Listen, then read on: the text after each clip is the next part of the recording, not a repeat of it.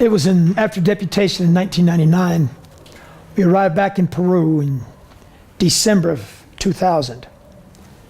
And we settled in the city of Lima. And while we were in Lima, we looked around for where the Lord wanted us to work. My dream was to get to work in the city of Surco, but the Lord wouldn't have it. We tried, and we tried to get started, and but the doors shut everywhere. I did get a phone call. I knew a preacher that I'd preached many revivals for in the past. We decided to go to his church on one Sunday morning. We got out there, he said, would you please consider taking over the church out there in Villa Salvador? We got a building and we got a family going out there, but we have no preacher. So I went out there and we looked around, and the truth is it was a pathetic little place, a little chicken coop, some crazy boards around it, no roof. It was pathetic.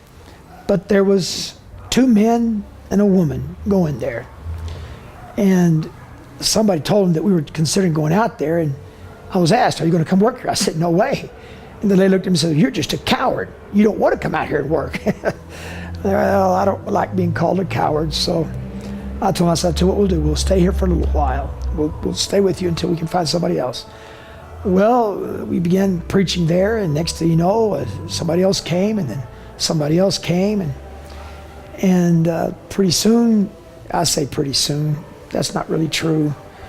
It took about 3 years of going out there every Sunday morning, Sunday night, Wednesday, Saturday, till some people finally started coming along. And the Lord began blessing the ministry out there. And one of the greatest things that happened, a man by the name of Wilfredo Flores came walking into our church. He was a police officer. He was an angry police officer. And he walked into our church and with his hands crossed, and I was glad to see somebody come in. Back in those times, I just wished anybody would come in. And after the service was over, he started walking out, and I said, are you going to come back? He said, yes, I'm going to come back. Well, you know how many people told me they're going to come back to services? Anybody that's ever been in the ministry has heard that story many a time, and that's usually the last time you see him. But I was real surprised. He came back all right, but this time he had a suit on and a tie. And that was real impressive to me. And on time. And the truth is, he never missed another service. Never. Well, to say exactly when he got saved and how he got saved, that's between him and the Lord. I've got my story, he's got his, and ours don't concur. But the fact is that he never missed another service. And after a while, he got baptized. I believe he was one of the first group that we baptized. I believe we baptized 5 that time. I can't remember right now. But as soon as he was, I made him a song leader.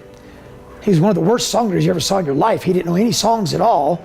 But boy, there's one he did love. For I know in whom I have believed, and am persuaded that he is able to keep that which I've committed to him. And every time he'd sing that song, tears would just stream down his face.